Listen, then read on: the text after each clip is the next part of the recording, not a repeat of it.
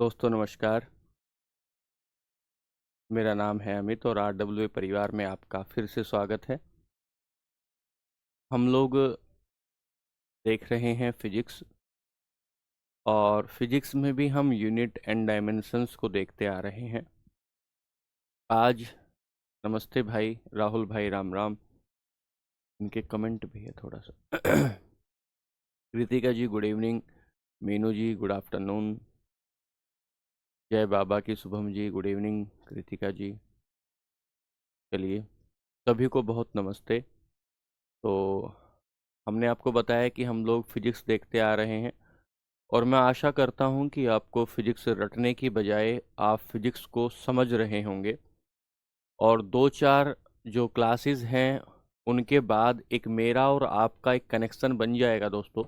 उस कनेक्शन में क्या होता है कि फिर हम बातों को ज़्यादा बेहतर तरीके से समझने लगते हैं। संध्या जी नमस्कार। बेहतर तरीके से समझने लगते हैं। मेरी कोशिश जसप्रीत जी ये है कि मैं चाहता हूं कि आप फिजिक्स को रटने की बजाय एक बार समझ लें।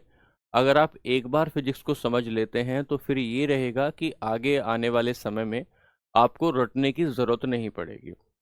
इसीलिए मैं इस थोड़ा सा आपको जो आपके पेपर का पैटर्न है उस पेपर के पैटर्न से या उसके स्तर से 20-30% 20-30% ज़्यादा बताने की कोशिश कर रहा हूँ, ताकि अगर पेपर किसी भी तरीके से आपको घुमाता है तो आपकी परिधि में, आपकी पहुंच में वो सवाल रहे। अगर हम पेपर के स्तर से नीचे तैयारी करेंगे दोस्तों, तो हमें यहाँ क्लास में तो बहुत अच्छा लगेगा, लेकिन पेपर में जाने के बाद बहुत तकलीफें आने की संभावना होती है। तो हम क्यों ना वैसी ही मजबूती अपनी क्लास में यहीं ले आएं, और फिर जब पेपर में जाएं तो हमें हल्का सा भी ये संदेह शक शुबा ना रह जाए कि कोई तकलीफ हमें आ रही है। इसीलिए प्रेमदत्त आप एक बार रिफ्रेश करिए क्लास को, चल जाएगी भाई। इसीलिए थोड़ा सा आपको ये टफ लग सकता है, आपको लग सकता है कि सर समझने के स्तर पर थोड़ी तकलीफ आ रही है, लेकिन मेरा कहा मानिए आप कि 2-4 क्लास में आपको ये सारी बातें इतनी बार रिपीट हो जाएंगी, इतना बेहतर तरीके से आप समझ जाएंगे कि फिजिक्स में आपको रटना नहीं पड़ेगा। ठीक है, बस मेरा ये अनुभव, मेरा ये तजुर्बा है, और उसी आधार पर बहुत से बच्चों ने लाभ उठाया है। आप भी उसका लाभ उठाएंगे निश्चित रूप से। चलिए, तो यूनिट एंड डायमेंशन जो हमारा टॉपिक चल रहा है, इसलिए मैं ये बात इसलिए कह रहा हूँ क्योंकि बच्चे घबराइएगा नहीं। आपको लगे कि इतनी सारे यूनिट बता दी है, इतना सारा डिजिट बता दिया है, बच्चों याद नहीं करना। आपको तो पेपर में 4 में से 1 छांटना है ना, तो 4 में से 1 छांटेंगे तो दिमाग में रहेगा तो छांट पाएंगे, दिमाग में ही नहीं रहेगा तो कैसे छांट पाएंगे। इसीलिए हम लोग इस तरीके से अपना डिजाइन, अपना सिलेबस को डिजाइन किया है। चलिए आइए समझिए। समझना है, आगे बढ़ना है, ठीक है बच्चों। यहाँ से आगे चलते हैं, यहाँ से आगे चलते हैं। हाँ, क्लास होगी बिल्कुल। सपना जी इसको रिफ्रेश करिए, क्लास चल जाएगी। रोकी भाई कल क्लास होगी। चलिए आगे चलते हैं। तो जो हमारी यूनिट चल रही है बच्चों, जो हमारी यूनिट चल रही है उसी यूनिट में आगे बढ़ते हैं। और ये यूनिट का आज हमारा यूनिट एंड डायमेंशन, ये आज हमारा लास्ट लेक्चर हो जाएगा। यूनिट एंड डायमेंशन का आज हमारा लास्ट लेक्चर हो जाएगा। यूनिट एंड डायमेंशन थोड़ा मोटा लिखते हैं, बच्चों को थोड़ा शायद कम दिख रहा है। यूनिट एंड डायमेंशन, मात्रक एवं विमाएं। मात्रक एवं विमाएं, ये हमारा टॉपिक चल रहा है। मात्रक और विमाएं, ये हमारा टॉपिक चल रहा है। इसी टॉपिक में आज मैं मात्रकों को तो समाप्त अभी 1 सेकंड में कर दूंगा। उसके बाद हम डायमेंशंस पर आएंगे कि डायमेंशन क्या होती है। ठीक है, तो समझिए ध्यान से, देखो हम लोग ये कहना चाह रहे थे आपको कि सर जब हम फंडामेंटल, हमने एसआई मेथड देखना शुरू किया था बच्चों, जब हमने एसआई पद्धति देखनी शुरू की, मापने की एसआई पद्धति देखनी शुरू की, एसआई मेथड ऑफ मेजरमेंट जब हमने देखना शुरू किया, तो एसआई पद्धति में आपने कहा कि सर एसआई पद्धति में 7 मूल मात्रक होते हैं, 7 फंडामेंटल यूनिट होती है। कैसे मापता था कि सर 7 तो फंडामेंटल यूनिट होती है, 7 तो मूल मात्रक होते हैं। हाँ, ये बात हम समझ गए हैं बेहतर तरीके से। और सर 2 जो होते हैं, 2 पूरक मात्रक होते हैं। कल कल किसी ने क्लास के अंतिम में कहा कि सर ये सप्लीमेंट्री यूनिट नहीं बताई, अभी बताएंगे भैया। 2 जो होते हैं वो सप्लीमेंट्री यूनिट्स होती हैं, अभी देखेंगे। और बाकी जो यूनिट बचती हैं उनको आप व्युत्पन्न व्युत्पन्न या डिराइव्ड यूनिट कह रहे थे। अब आप बहुत बेहतर तरीके से ये समझ गए होंगे कि व्युत्पन्न मात्रक तो मूल मात्रकों से ही पैदा होते हैं, मूल मात्रकों से ही पैदा होते हैं। जब आप पूरक मात्रकों की या सप्लीमेंट्री मात्रकों को पढ़ने जाएंगे तो आपको 2 ही बातें याद करनी है। जहां आपको याद करना होगा मैं आपको पहले ही बताऊंगा कि यहां आपको याद करना है। अब पूरक मात्रक आपको याद करने होंगे, इसके पीछे कोई कोई इफ एंड बट नहीं होगा। क्या याद करना होगा? पूरक मात्रक, हेडिंग डालेंगे पूरक मात्रक या सप्लीमेंट्री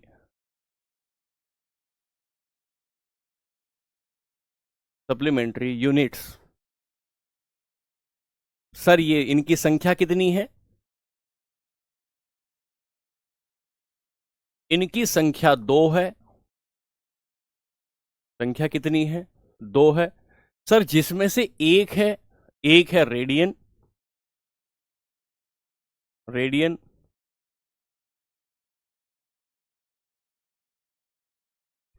इसमें क्या मापते हैं? इसकी भौतिक राशि क्या है? रेडियन में हम समतल कोण नापते हैं।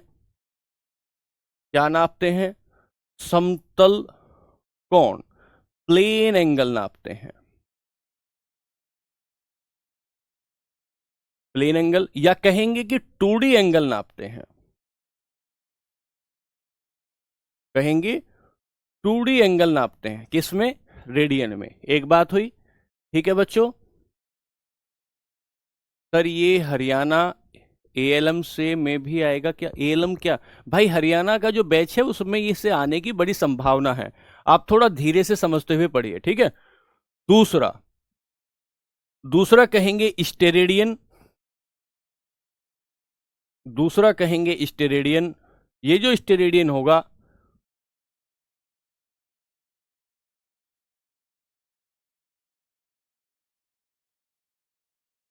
ये जो स्टेरेडियन होगा, इसमें आप क्या नापेंगे? इसमें आप घनकोण नापते हैं। क्या नापते हैं? घनकोण। या ये कह सकते हैं इसमें 3D एंगल नापा जाता है। नोट कर लीजिए, इसमें 3D एंगल नापा जाता है। ये दोनों बातें आपको याद करनी होंगी। मैं दोबारा से कृतिका मैं रिपीट कर रहा हूं। हमने 7 फंडामेंटल यूनिट्स देखी, उसके बाद 2 सप्लीमेंट्री या पूरक पूरक मात्रक देखे। कोणों को नापने के लिए हमने पूरक मात्रक कहा। सर इन्हें सप्लीमेंट्री या पूरक मात्रक क्यों कह रहे हैं? इसके पीछे का क्या कारण है? सर इन दोनों मात्रकों को ना तो हम फंडामेंटल यूनिट में रखते हैं, ना ही हम डिराइव यूनिट में रख सकते हैं। रविंद्र, मेरा नाम अमित है। ना तो हम इसे डिराइव यूनिट में रख सकते हैं, ना ही इसे फंडामेंटल यूनिट में रख सकते हैं। तो फिर हम इसे कौन सी कैटेगरी बनाए?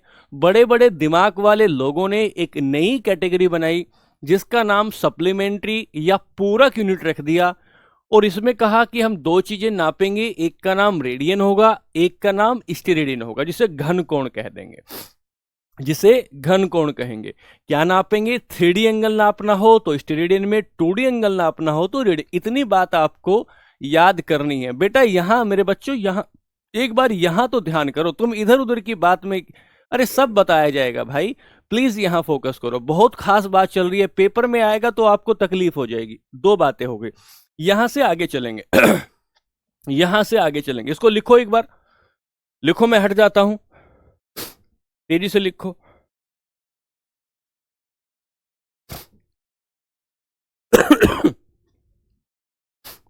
ठीक है,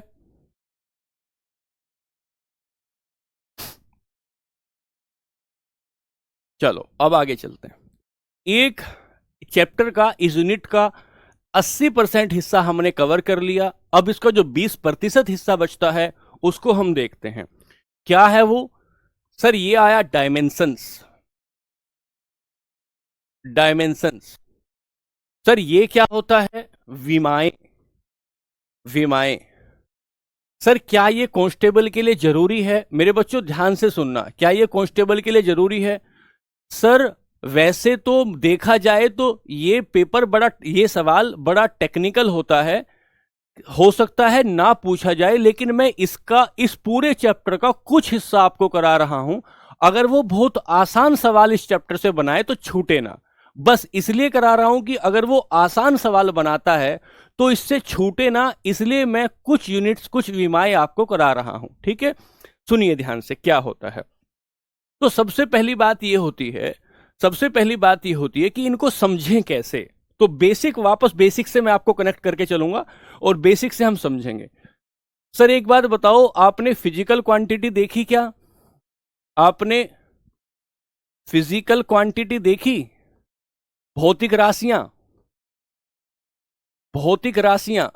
और भौतिक राशियों में मैंने कहा था कि भौतिक राशियां जो होती हैं वो पदार्थ के गुणों को कहते हैं, पदार्थ के गुणों को कहते हैं। ठीक है सर, फिर आपने कहा भौतिक राशियों की को मापने की कुछ यूनिट्स होती हैं, उनको मापने के कुछ मात्रक होते हैं। ये बात भी आपने समझी कि हाँ सर मात्रक होता है, अभी तक मात्रक ही पढ़ते आ रहे हैं।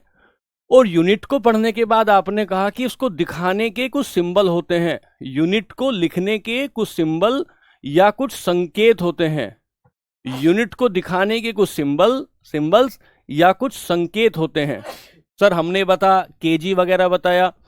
अच्छा, अब सर यहीं पे आता है टॉपिक डायमेंशन। डायमेंशन, और डायमेंशंस के कुछ सिंबल होते हैं, या आप कह सकते हैं डायमेंशंस के सिंबल।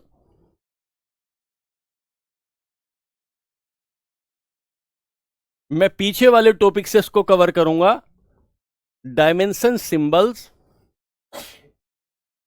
या विमा के संकेत। बच्चों ध्यान से समझ के चलना, आपको सारी बातें बहुत बेहतर तरीके से समझ में आएंगी, ये मेरा आपसे वादा है। देखो समझना, क्या समझाना चाहता हूं, क्या समझाना, लिखते चलिएगा बच्चों, ठीक है, लिखते चलिएगा। दीपक क्या आपने पहली क्लास की है? तभी तो समझ में आएगा। यहां से समझने की कोशिश करना, ये नया टॉपिक शुरू हुआ, यहां से समझने की कोशिश करना। क्या समझोगे? सर भौतिक राशि में पहली आपने लंबाई कहा था, लेंथ। हां सर लेंथ कहा था। सर लेंथ का मात्रक क्या है? आपने कहा सर मीटर उसका मात्रक है। क्या मात्रक है? मीटर उसका मात्रक है। क्या संकेत होता है? छोटा एम। मात्रक का संकेत छोटा एम होता है, जबकि इसी का, थोड़ा साफ नहीं दिख रहा है शायद, मात्रक का संकेत छोटा एम होता है, छोटा एम होता है। जबकि अगर मैं इस एम को बड़ा कर दूं, इस एम को बड़ा कर दूं और ब्रैकेट में बंद कर दूं, इस एम को बड़ा कर दूं और ब्रैकेट में बंद कर दूं, तो ये इसकी विमा होती है, ये इसकी विमा होती है। एक बात, ये इसकी विमा होती है, एक बात। दूसरी बात, सर लंबाई के साथ साथ दूसरा हमने पढ़ा था द्रव्यमान, और द्रव्यमान को आपने कहा था मास। हां मास कहा था सर, बिल्कुल। सर ये मास किस में नापते हैं? तो सर किलोग्राम में नापते हैं। किस में नापते हैं? किलोग्राम में। इसका मास का मात्रक क्या बताया था? किलोग्राम। और इसको लिखते कैसे हैं? केजी। लेकिन ये इसका लेंथ है सर, लेंथ है, लेंथ, लंबाई को लिखेंगे लेंथ। एल इसकी विमा है, एल इसकी विमा है, जबकि छोटा एम इसका मात्रक है। और जब इसकी विमा को लिखेंगे तो मात्रक की विमा एम होगी, मात्रक की विमा एम होगी। हाँ सविता एक मिनट रुकिए बेटा, मैं सब बताऊंगा, एक मिनट रुक जाओ, मेरे को एक बार लिखने दो, लिखने दो, फिर सारी चीजें बताऊंगा, आपको खुद ही समझ में आ जाएगा। 2 मिनट मेरे को दो बस, ठीक है। मैं एक एग्जांपल देखो इतना बड़ा इस दोबारा से इसलिए लिख रहा हूं ताकि आप विमा को समझ पाएं, ताकि आप विमा को समझ पाएं। तीसरी बात होती है लंबाई, द्रव्यमान के बाद आपने कहा सर समय। सर समय मतलब टाइम। टाइम को किस में नापते हैं? सेकंड में। किस में नापेंगे? सेकंड में। सर इसको मात्रक सेकंड है इसका, और सेकंड को मात्रक का सिंबल क्या है? छोटा एस, छोटा एस। लेकिन इसकी विमा जब लिखेंगे तो क्या लिखेंगे? टी। यानी कि विमा एक संकेत हुआ, विमा एक संकेत हुआ किसी भी भौतिक राशि का। विमा एक संकेत हुआ, हाँ लिख दिया बेटा, विमा एक संकेत हुआ किसी भी भौतिक राशि का, और उसको लिखने का तरीका होता है, उसको लिखने का तरीका होता है कि बड़े अक्षर में लिखते हैं और उसको दोनों तरफ से बंद कर देते हैं। बड़े अक्षर में लिखते हैं और दोनों तरफ से बंद कर देते हैं, ठीक है। तीसरी बात। चौथी बात आए समय के बाद आए आप तापमान, टेम्परेचर। टेम्परेचर, जब आप टेम्परेचर को देखने आए तो आपने कहा सर टेम्परेचर का जो मात्रक होता है वो होता है केल्विन। क्या होता है? केल्विन। और केल्विन में हम मात्रक को बड़े के से दिखाते हैं। जब हम इसकी सीमा, इसकी विमा दिखाएंगे तो हम बड़ा ही के लिखेंगे और उसे बंद कर देंगे दोनों बक्सों में। अगर ये चिन्ह लगा होगा इसका मतलब होगा कि ये विमा है। अगर छोटा के लिखा होगा, मतलब बड़ा के लिखा होगा बिना ब्रैकेट के, तो इसका मतलब होगा कि ये केल्विन मात्रक का संकेत है, केल्विन मात्रक का संकेत है। चौथी बात। पांचवी बात में आएंगे सर, इसके बाद आएंगे विद्युत धारा। विद्युत धारा, इलेक्ट्रिक करंट, इलेक्ट्रिक करंट। और इलेक्ट्रिक करंट को आप किस में नाप रहे थे? एम्पियर में। किस में नाप रहे थे? एम्पियर में। और एम्पियर का दर्शाने का सिंबल ए था। जब इसकी विमा देखोगे तो इसकी विमा हो जाएगी बड़ा ए, इसकी विमा हो जाएगी बड़ा ए। दो बातें और बचती हैं। पहली, पदार्थ की मात्रा, पदार्थ की मात्रा, पदार्थ की मात्रा, amount of substance, amount of substance किस में नापते थे? मोल में। किस में नापते थे? मोल में। इसका संकेत क्या था? MOL। और इसकी विमा भी क्या होगी? M और L को ब्रैकेट में बंद कर देंगे, M और L को ब्रैकेट में बंद कर देंगे। 2 मिनट देना बच्चों बस। अगली बात आती है, अगली बात आती है ज्योति तीव्रता, ल्यूमिनस इंटेंसिटी। यहां थोड़ी जगह नहीं है तो मैं इसलिए दोनों भाषाओं में नहीं लिख पा रहा हूं। ज्योति तीव्रता, ल्यूमिनस इंटेंसिटी किस में नापते हैं? कैंडेला में। किस में नापते हैं? कैंडेला में। संकेत क्या है इसका? CD। लेकिन अगर इसी CD को इस बक्से में बंद कर दें, इसी CD को इसी बक्से में बंद कर दें, विमा होता है। अब कंपेयर करना बच्चों, ये गुड़िया जो अंकिता ऊपर पूछ रही थी, अब कंपेयर करो। क्या कहेंगे? किसी भी भौतिक राशि को जिस यूनिट में मापा जाता है, जिस स्टैंडर्ड में मापा जाता है, उसे तो मात्रक कहते हैं, उसे तो मात्रक कहते हैं। और इसी भौतिक राशि को, इसी भौतिक राशि को दिखाने का, इसके नेचर को बताने का, इसे एक्सप्रेस करने का एक और तरीका होता है जिसे विमा कहते हैं, जिसे विमा कहते हैं। परिभाषा क्या बनाएंगे? परिभाषा क्या बनाएंगे कि fundamental unit, fundamental unit, fundamental unit की घातों के आधार पर, उनके संकेतों के आधार पर विमाओं को लिखते हैं। अगर मोटी बात कहें तो विमा एक प्रकार से भौतिक राशियों को एक्सप्रेस करने का, बताने का तरीका होता है।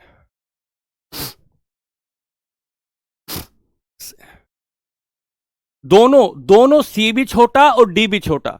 अमरजीत भाई, D भी छोटा, C भी छोटा, क्या कहना चाह रहे हैं?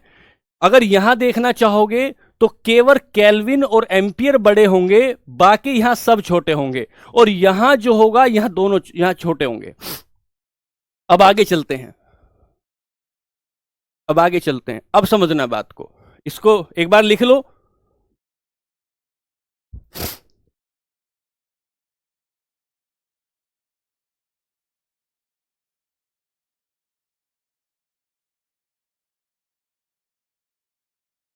अब इसकी डेफिनेशन लिखेंगे।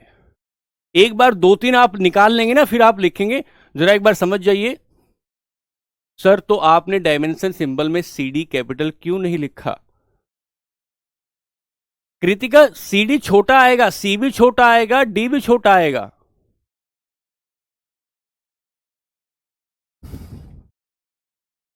हाँ बताइए, C भी छोटा आएगा, D भी छोटा आएगा। मोल ऐसे कैसे लिखा जाएगा सर? मोल MOL छोटा, M भी छोटा, O भी छोटा, L भी छोटा, और दोनों तरफ से ब्रैकेट में बंद कर देंगे।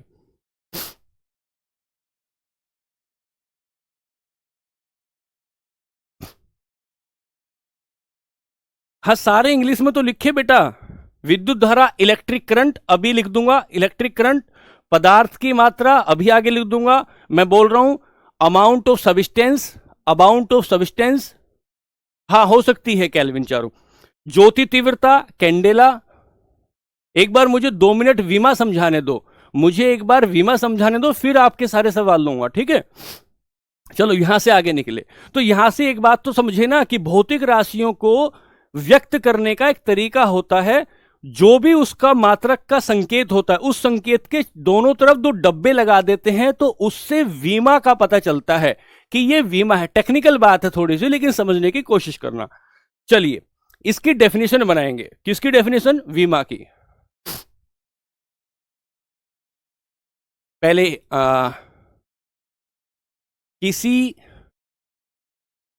किसी मूल इकाई की घातें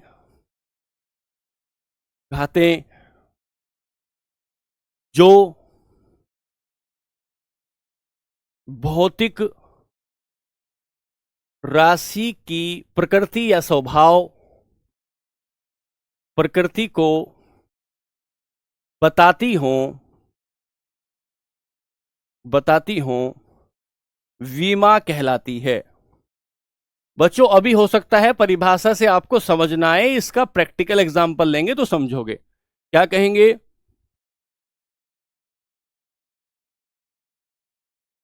एक बार समझने की कोशिश करिए please. Powers of fundamental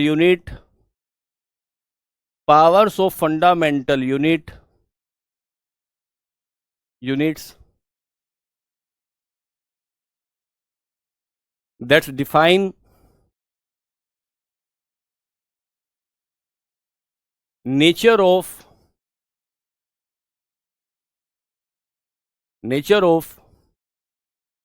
physical quantity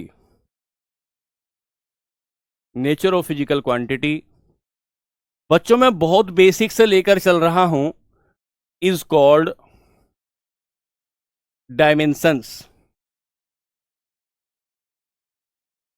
हो सकता है आप में से बहुत सारे लोग पहली बार ये सब पढ़ रहे हों। इज कॉल्ड डायमेंशंस, ये तो परिभाषा हुई। लिख तो रहा हूं भाई। अरे सब समय से कंप्लीट हो जाएगा, आप एक बार इसको लिखो, सब समय से कंप्लीट हो जाएगा भाई। याची सब इंग्लिश में लिख रहा हूं, देखो। अब आगे चलते हैं, ठीक है। अब हम लोग आते हैं कि हम कैसे वीमा निकालेंगे, ठीक है। सर इससे पहले हमने यूनिट को खत्म किया है, यूनिट कंप्लीट किया है। ये पहले ही टॉपिक का आधा हिस्सा है, ये लिख लिया होगा। आगे चलते हैं। अब आइए, अब यहां से समझने की कोशिश करते हैं, ठीक है। आइए, डायमेंशंस, यहां से आपको समझना थोड़ा सा आसान हो जाएगा। क्यों? क्योंकि आप व्यवहारिक स्तर पर इस बात को समझेंगे। देखो बच्चों, थोड़ा लगाव के महसूस के साथ करके पढ़ें। पहला, अगर हम कहें क्षेत्रफल, याची बेटा देखना जरा गुड़िया कि अंग्रेजी और हिंदी दोनों में सर क्षेत्रफल जो होता है, एरिया जो होता है, थोड़ा दूर दूर लिखे। अच्छा दूर दूर लिख देते हैं। दरअसल ये 9वीं क्लास में पढ़ाया जाता है, क्योंकि हमें नहीं पढ़ाया गया इसलिए थोड़ी सी तकलीफ है, उसकी पूर्ति हम कर रहे हैं। बहुत सारी टीचर्स भी इसको नहीं पढ़ा रहे हैं, लेकिन मैं इसका 10% हिस्सा हाँ बताऊंगा। रविंदर, इससे सवाल बनेगा क्षेत्रफल की यूनिट कौन सी है, वॉल्यूम की यूनिट क्या है, सरफेस टेंशन प्रस्तुनाओं की यूनिट क्या है, एक बार जरा समझेंगे। पहला, क्षेत्रफल क्या होता है आप सबको पता है। क्षेत्रफल के बारे में आपको सबको पता है। क्या पता है सर? लंबाई गुना चौड़ाई मतलब लेंथ इनटू विड्थ, ये क्या होता है सर? ये क्षेत्रफल होता है, क्षेत्रफल होता है।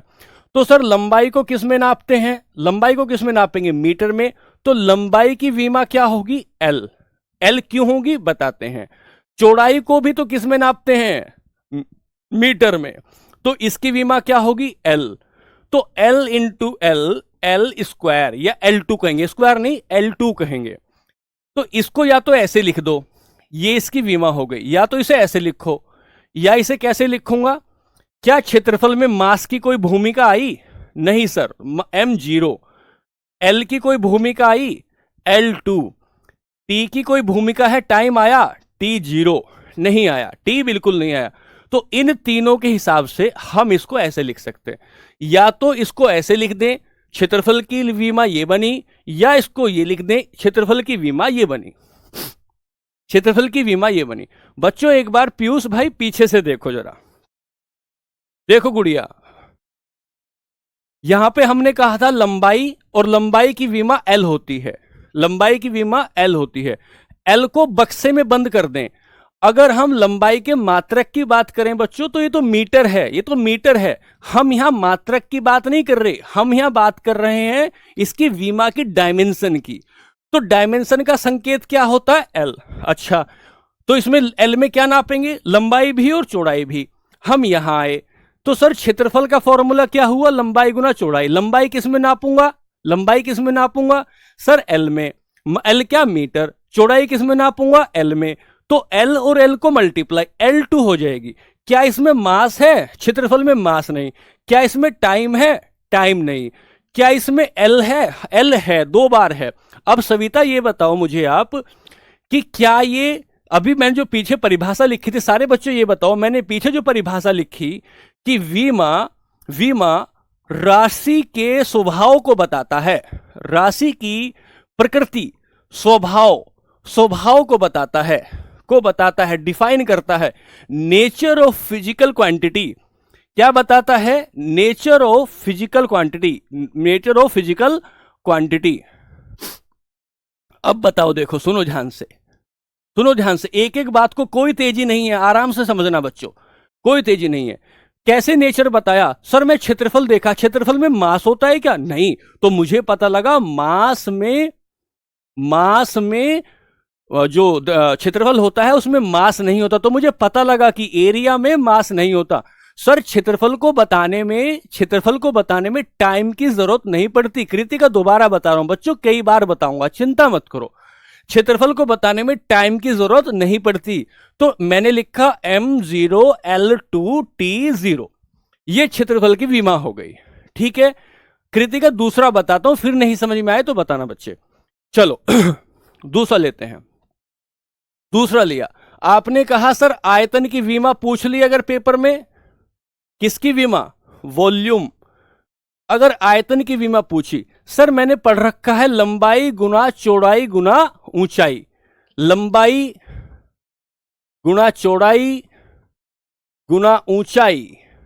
Sir length into width into breadth, लंबाई गुना चौड़ाई गुना ऊंचाई।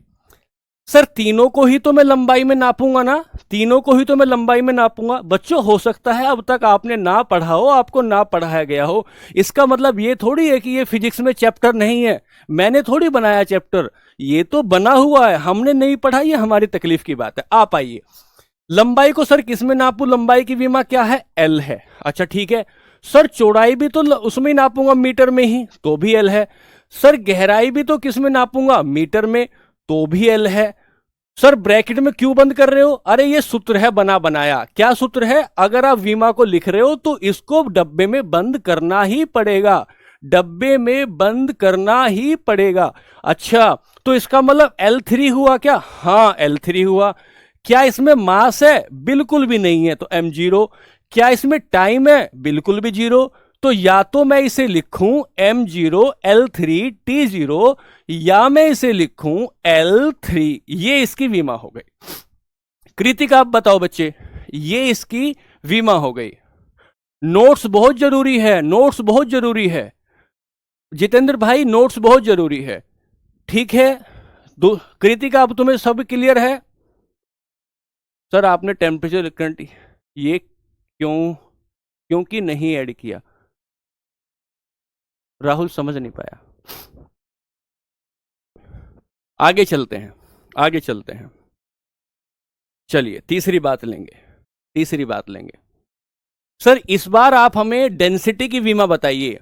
मैं आपको 10-12 विमाएं बताऊंगा, अगर पेपर वाला पूछेगा तो उसी में से एक आ जाएगा, पेपर वाला पूछेगा तो उसी में से एक आ जाएगा। फिर बताता हूं। डेंसिटी सर घनत्व, घनत्व सर पहले तो ये बताओ ये क्या होता है। देखो बाल होते ना, बाल, कोई कहेगा तेरे बाल घने हैं, घने मतलब बालों के बीच में दूरी कम है, इसे घनत्व कहें। अगर कहें कि भाई साफ हो गए धीरे धीरे धीरे धीरे, सर मास और टाइम ही क्यों लिया। हाँ प्रेरणा, ये अच्छी बात है, ये अच्छी बात है, ये प्रेरणा का बहुत अच्छा सवाल है। आयतन प्रेरणा बेटा गुड़िया सुनना जरा, मैं इसे ऐसे लिखूं या देखो मैं इसे एक तरीके से और लिख के दिखाता हूं।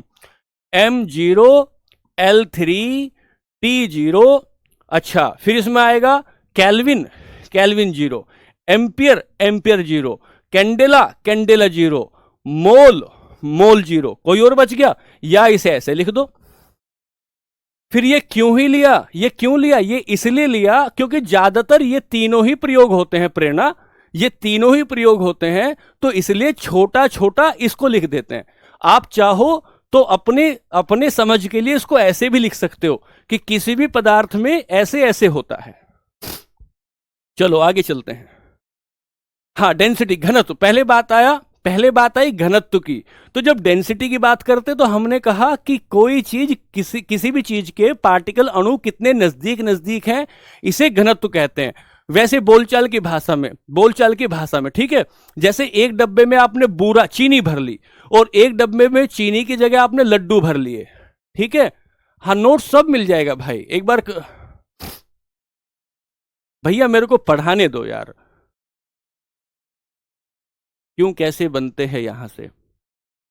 ये डेमो क्लास भाई, क्लास बंद करूंगा ना उसके बाद इस तरह के सवाल पूछ लेना, आपसे निवेदन कर रहा हूं, मुझे प्लीज पढ़ाने दो, ठीक है। डेंसिटी की बात आती है, घनत्व की। यहां से संबंधित कोई सवाल है तो प्लीज एकदम पूछ लो, तुरंत पूछ लो। इस तरह के सवाल डिस्टर्ब होता है, सारे सवालों के जवाब क्लास से पहले ले लूंगा आपके, ठीक है। घनत्व की बात आई तो घनत्व का फॉर्मूला क्या होता है? घनत्व का फॉर्मूला होता है द्रव्यमान, द्रव्यमान डिवाइड बाई आयतन, डिवाइड बाई। भाई कथा कहानी की क्लास नहीं है, कथा कहानी की क्लास नहीं है, ठीक है, सुनिए ध्यान से, ठीक है। द्रव्यमान का मतलब होता है, इसमें दिमाग लगाना पड़ेगा भाई, अच्छी पढ़ाई करोगे दिमाग लगाना पड़ेगा। मास, मास। आयतन का मतलब होता है वॉल्यूम, आयतन का मतलब होता है वॉल्यूम, ठीक है। अब इसकी विमा बनानी है, इसकी विमा, इसकी परिभाषा क्या बनी? एक इकाई वॉल्यूम में कितना मास है, प्रति इकाई आयतन का द्रव्यमान कितना है, इसे घनत्व कहते हैं। अब इसकी विमा बनानी है, विमा क्या बनाएंगे? सर मास की विमा क्या होगी? m, अगर मैं इसको डब्बे में बंद कर दूंगा m हो जाएगी। इसे वॉल्यूम की क्या होती है? वॉल्यूम की तो L3 होती है, वॉल्यूम की तो L3 होती है। अब मैं इसको लेके जाऊंगा यहां, बच्चों m यहां हुआ, जब ये L3 ऊपर जाएगा तो आपको ये माइनस में कर देना है। L3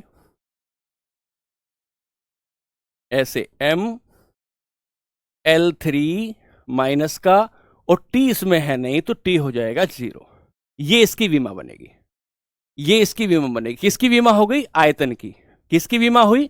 आयतन की। चलिए आगे चलते हैं, मैं 10-12 कराऊंगा आपको, उसमें से पेपर में एक मिल जाएगी, अगर विमा से सवाल आएगा तो पेपर में एक मिल जाएगी।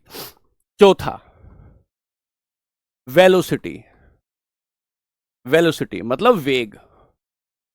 वेग की परिभाषा क्या बनती है? वेग की परिभाषा क्या बनती है? 3 कैसे होती है? दिव्या तुमने पीछे नहीं पढ़ा क्या?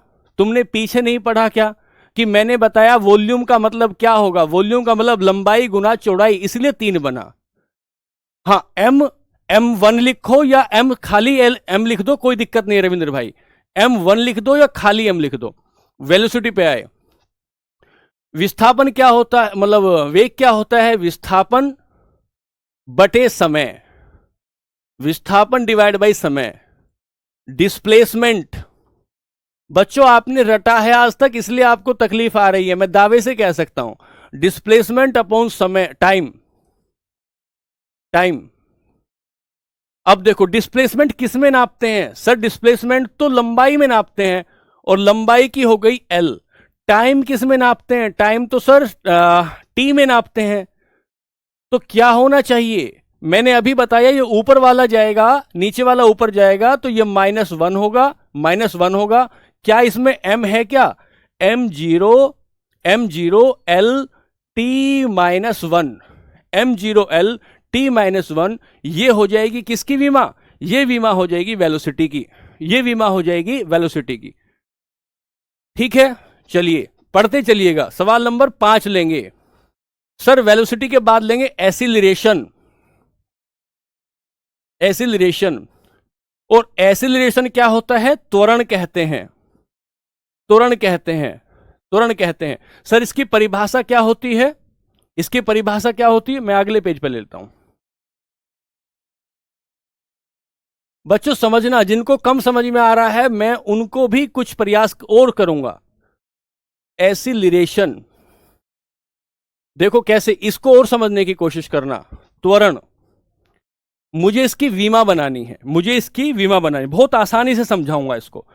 जिन बच्चों को कम समझ में आया और समझो, मुझे इसकी विमा बनानी, तो मैं इसका सूत्र खोलूंगा। सूत्र क्या होता है? वेग में परिवर्तन की दर, पहले हिंदी में लिखता हूं,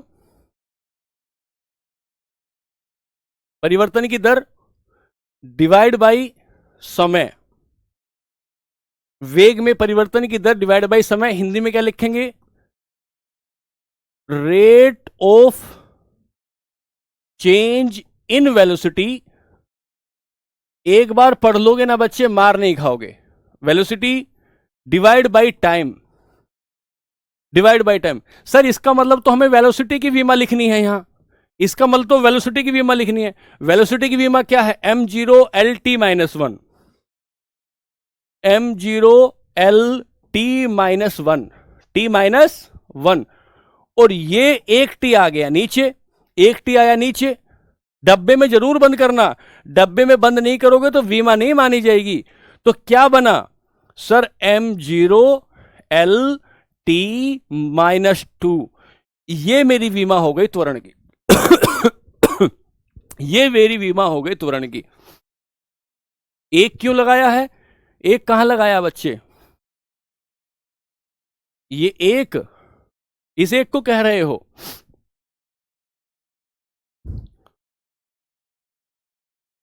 डिस्प्ले, ये टी था ना, ये टी, टी के ऊपर एक आपस में है, एक अपने आप ही एक है। हाँ, ए अपने यहां पर एक है। अब यहां पर मुझे, जैसे मैंने यहां पर एक नहीं लिखा, कोई बात नहीं, नहीं लिखा, ऊपर है, लेकिन नीचे से अगर ऊपर आएगा तो -1 लिखना पड़ेगा। अगर नीचे से ऊपर आएगा तो -1 लिखना पड़ेगा। जैसे अभी किसी भाई ने पूछा था कि एल के ऊपर 1 लगा दो, हाँ लगा दो, कोई दिक्कत नहीं है, लगा दो, लगाओ मत लगाओ, लेकिन अगर माइनस का है, नीचे से ऊपर आया है तो जरूर 1 लिखना पड़ेगा। अगर नीचे से ऊपर आया है तो जरूर 1 लिखना पड़ेगा। कृतिका बताओ, समझ में आया क्या? हाँ जी, वेलोसिटी हुई, एसिलरेशन हुआ, इसकी समझे आप? एसिलेशन की समझे क्या है? m/l/t -2। अब देखो ध्यान से सुनना, मैं तुमसे ये भी देखूंगा, तुमसे ये, तुम्हारा ये भी चेक करूंगा कि तुमने पिछली क्लासेस कितनी रिवाइज की हैं।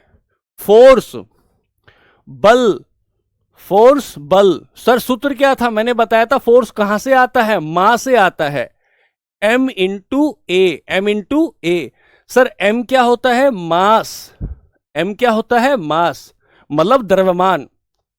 मास मतलब द्रव्यमान। और ए क्या होता है? एसिलरेशन। अभी अभी पीछे देख कर आए हैं, एसिलरेशन। और एसिलरेशन क्या है? त्वरण।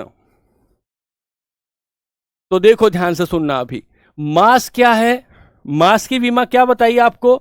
सर मास की विमा आपने खूब बता रखी है, इसे डब्बा बंद करते हैं और m से डिनोट करते हैं। बहुत ठीक है। एसिलरेशन में कहीं मास था क्या? देखो एसिलरेशन में मास 0 था, मास है ही नहीं, तो है क्या? lt -2, lt -2। तो इसमें हम कहेंगे इंटू lt -2। बच्चों मैं बहुत आसान करने की कोशिश कर रहा हूं। ये तुम्हारी किसकी विमा हो गई? बल की विमा हो गई। ये बल की विमा हो गई। बल की विमा हो गई, जो नीचे से ऊपर जाता है तब पावर पॉजिटिव से। हाँ बिल्कुल अंकुश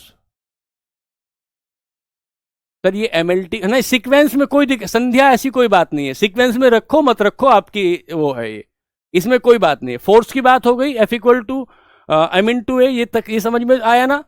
क्योंकि मास में एम रखना पड़ेगा, यहां से एल टी माइनस टू हो गया। ठीक है, मैं कोशिश कर रहा हूं और कोशिश करूंगा आपको पढ़ाने की। तीसरी बात, सातवीं बात पर आते हैं। जब हम सातवीं बात पर आएंगे बच्चों, तो हम पढ़ेंगे कार्य, work.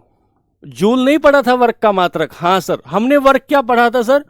Sir force into D, displacement. पूरा लिख देते हैं, फोर्स इंटू डिस्प्लेसमेंट। देखना, एक से दूसरी ऑटोमेटिक बनती जाएगी। फोर्स इंटू डिस्प्लेसमेंट हमने आज तक पढ़ा नहीं, इसलिए हमें थोड़ी तकलीफ आई बच्चों। बल गुणा विस्थापन, बल गुणा विस्थापन। सर बल की तो मैं अभी देख के आया हूं। क्या देखी है मैंने बल की? M L T minus two. क्या लिखूंगा यहां बल की विमा? डब्बे में जरूर बंद करूंगा, M L T minus two. विस्थापन क्या होता है? दूरी। विस्थापन क्या होगा? हाँ बिल्कुल सेम हो गई। विस्थापन क्या होगा सर? विस्थापन होगा लेंथ, एल। एल तो ये क्या हो जाएगा? ये होगा M L two T minus two. ये किसकी? कार्य की हो गई। बताओ जल्दी, तेजी से बताओ कार्य की। M L two minus two. Arjun बहुत मुश्किल लग रहा है क्या आपको? हमने, अच्छा हाँ बिल्कुल, उन्होंने आसानी से समझाई होंगी भाई बात। मैं कोशिश कर रहा हूं अर्जुन भाई, मैं ये बताना चाह रहा हूं कि कार्य का जो मात्रक होता है वो बल गुना विस्थापन होता है। बल गुना विस्थापन होता है। बल की विमा हमने निकालते आए हैं। अगर बल की विमा तुम और निकालना चाहते हो, देखना चाहते हो बल क्या होता है, तो मैं यहां आपको फिर, अंकुश भाई, अर्जुन क्या नाम था आपका? ऊपर जो कोई बच्चा था, अर्जुन या अंकुश, मैं आपके लिए एक बार और बता देता हूं मेरे भाई। देखो फोर्स है ना भाई, हमने ऐसे निकाला है। बल को हमने ऐसे निकाला है। जो फोर्स होता है, फोर्स होता है वो F equal to M into A होता है। एम इंटू ए होता है। सर एम क्या होता है? मास होता है। मास को किस में नापते हैं? किलोग्राम में नापते हैं। सर ए क्या होता है? एसिलरेशन। एसिलरेशन मतलब त्वरण होता है। त्वरण का मतलब क्या होता है? कितने समय में वेग में कितना बदलाव किया। तो वेलोसिटी अपॉन टाइम होता है। तो वेलोसिटी कितनी होती है? वेलोसिटी को हम एल में नापते हैं। एल में नापते हैं। ठीक है, वेलोसिटी को एल में नापेंगे, और मतलब लेंथ में, और टी होगा तो एल टी माइनस टी हो जाएगा। L T minus T. तो इस तरीके से हम इसको निकालते जा रहे हैं, इसको नापते जा रहे हैं हम। एक बार आप पीछे से पढ़ के आओगे ना भाई, तो आपको सच में समझ में आ जाएगा। अगर आप पीछे से एक बार रिवाइज करोगे तो समझ में आ जाएगा। एक दो क्लास तो लगेगी भाई। कार्य की समझ ली। यहां से आगे विमा पकड़ेंगे शक्ति की। ये विमा और बता देता हूं आपको, एक शक्ति की, शक्ति, पावर, शक्ति की विमा, पावर की विमा। पावर कितनी होती है? कितना काम किया कितने टाइम में, कितना काम किया कितने टाइम में। वर्क की विमा आपने यहां निकाली है। क्या निकाली है? M L two T minus to.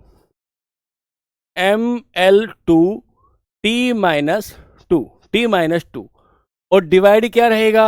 Divide रहेगा टी, डिवाइड रहेगा टी। ये टी ऊपर आएगा, ये टी क्या आएगा? ऊपर आएगा कि नहीं आएगा? ये टी ऊपर आएगा माइनस का, तो यहां हो जाएगा M L two T minus three. ये हो जाएगी शक्ति की विमा। ये हो जाएगी शक्ति की विमा। मुश्किल लगने लग गया सर। अच्छा भाई ठीक है, अब सुनिए ध्यान से। इतनी विमाएं काफी हैं। आप समझ गए कि विमा नाम की कोई चिड़िया होती है। अब देखो, आओ, कोई बात नहीं, 2 मिनट दो अब मुझे 2 मिनट दो। यहां से मैंने विमा पढ़ाना शुरू किया, यहां से मैंने विमा पढ़ाना शुरू किया, तो मैंने कहा ये भौतिक राशियां होती हैं, ये भौतिक राशियां हैं, लंबाई, द्रव्यमान, समय, तापमान, विद्युत धारा, पदार्थ की मात्रा, ज्योति तीव्रता। इनकी यूनिट ये होती हैं, इनके यूनिट के संकेत अक्सर ये होते हैं, और इन भौतिक राशियों के विमा के संकेत अक्सर ये होते हैं। विमा के संकेत अक्सर ये होते हैं। विमा के संकेत अक्षरों की खास बात ये होती है कि उसे डब्बे में बंद करते हैं, डब्बे में बंद करते हैं, और लंबाई का एल, मास का एम, समय का टी, केल्विन का के, विद्युत धारा एम्पियर का ए, मोल का मोल, सीडी का सीडी। ये बात हो गई, ठीक है। सर विमा की डेफिनेशन बताई। सर ये क्या है? किसी मूल इकाई की घातें होती हैं। ये विमा क्या होती है? घात होती है। अभी आपने देखा ना कि घात होती है। किसी मूल इकाई की घातें जो भौतिक राशि की प्रकृति को बताती है, उसके नेचर को बताती है। अभी हमने घात देखा, कहीं पर m की 0 है, कहीं पर l की 0 है, कहीं पर t की 0 है, कहीं पर LT, इस तरीके से आपने देखा ना, वो घात है। और इन घातों की प्रकृति को ही विमा कहते हैं। अंग्रेजी में हम क्या कह रहे हैं कि पावर्स होती है फंडामेंटल यूनिट की, जो डिफाइन करती हैं क्वांटिटी को, फिजिकल क्वांटिटी को, नेचर को करते हैं। वो जो पावर आप अभी पीछे पढ़ के आए हैं, वही तो मैंने यहां लिखा है। वो जो आप पीछे पढ़ के आए हैं, वही तो मैंने यहां लिखा है, पावर्स। ठीक है, अब आगे चलो। यहां से आगे चलोगे बच्चों, तो हमने कहा सबसे पहले एक एग्जाम्पल लिया, क्षेत्रफल की विमा लो। तो क्षेत्रफल सबको पता है कि लेंथ और विड्थ होता है, लंबाई और चौड़ाई होता है। सर लंबाई को भी एल में नापते हैं, चौड़ाई को भी एल में नापते हैं। तो एल और एल को मल्टीप्लाई करेंगे, डब्बे में बड़े एल को बंद कर देंगे, 2 इसके ऊपर लिख देंगे, ये इसकी विमा हो जाएगी। नहीं बच्चों, नर्वस जैसी कोई बात नहीं, ठीक है। बस ये है, आप इसको समझ लीजिए, मैं चाहता हूं। अच्छा, तो सर इसको केवल L2 लिख दूं तो भी ठीक है, ऐसा ना लिखो, M0 लिख दो, L2 लिख दो, T0 लिख दो, ऐसा भी लिख सकते हैं। ऐसा मैंने समझाया। किसी बच्चे ने पूछा था सर MLT ही क्यों ले रहे हैं? बच्चों सारा भी ले सकते हैं, ज्यादातर जरूरत MLT की पड़ती, इसलिए जब आयतन की बात आई तो हमने इन तीनों को गुणा किया, L की 3 लिख दी, M और T की 0 लिख दी।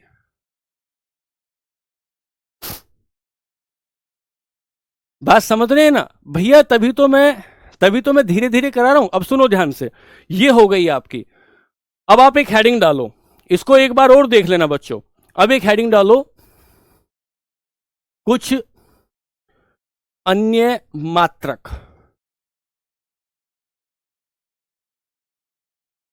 Other units. एक दो यूनिट्स और लिखवा देता हूं जो मेरे दिमाग में आ रही है अभी, क्योंकि पेपर में आ सकते हैं। तेजी से लिखना बच्चों। पहली, चंद्रशेखर सीमा। बच्चों ध्यान से समझना, चंद्रशेखर सीमा।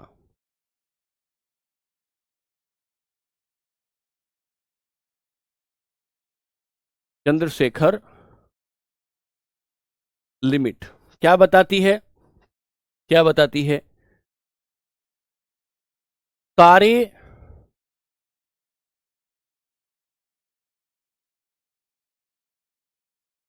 तारे के व्हाइट ड्वार्फ बनने से संबंधित।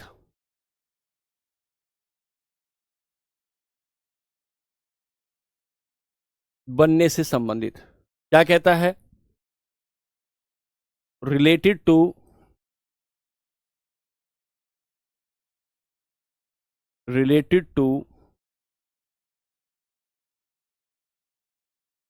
व्हाइट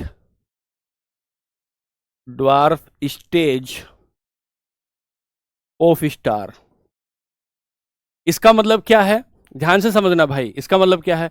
अगर किसी तारे का जो मास है वो सूर्य की तुलना में, अगर किसी तारे का मास सूर्य की तुलना में 1.4 से कम है, 1.4 यानी कि लगभग 1.5 गुना से कम है, तो वो व्हाइट ड्वार्फ बन जाएगा। अगर किसी भी तारे का द्रव्यमान मास 1.4 से, सूरज के 1.4 से कम है, तो वो व्हाइट ड्वार्फ बन जाएगा, नहीं तो नहीं बनेगा। भारत के ही एक वैज्ञानिक थे चंद्रशेखर, उन्होंने इस बात को बताया था, इसलिए इसका नाम चंद्रशेखर सीमा हुआ। एक बात। दूसरी बात, श्यानता,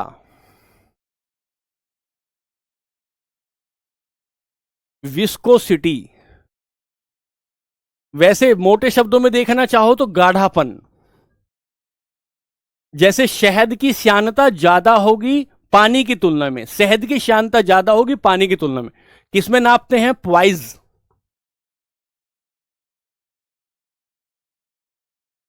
प्वाइज, ये हो गई किसकी? श्यानता की।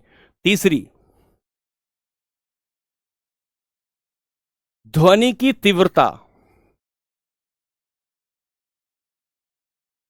जी, इंटेंसिटी ऑफ साउंड। बाकी मैं आपको आगे बहुत सारी बताता चलूंगा। Intensity of sound, decibel,